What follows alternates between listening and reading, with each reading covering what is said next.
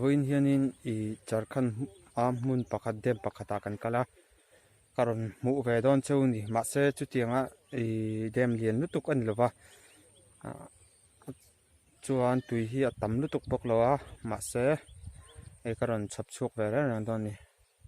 lo nang oh tu he ni tlatu so mi also ka thian te kalpui te ania chuna piasan sapo tlan dur ni chun hi ei tuiluan chuana ania khu lung so sa impol amni sa hi Sakberia Dam chuni Sakberia Dam chuni tlatep to atuna hianin nga le chan ve ve la ni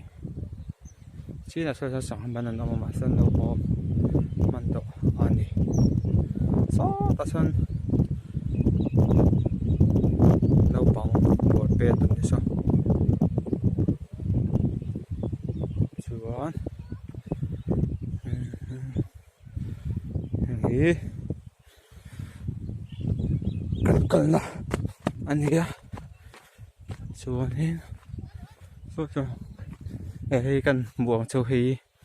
lai thing ding ara eng hi an lo zu kung ani hi zu kung tam mai tla chang hian zu an sim chok thian ni heng hi an ara baran zi ang khanin mizoram ara bar tia an hnai ang khan heng tiang thingkung hi an hnaya chuanin kami kha ra baran dong bok khan kami an hnai khan do a kami kha tuiking ani hala an soidana chu heng ting hi an zu hi ni chu ma in chun a rui thei lova ni chu hnuwa chun a rui ana an ti thung ani tak nge dot ti chu ka hre chuang lova chu an ma armi ta soida ani chuanin kan dem kan na chu ai hi ni ai hi ra chang chun view an dal ve khop mai chin na thang to ka lova sahapon taman lar na sa mase camera lo wangin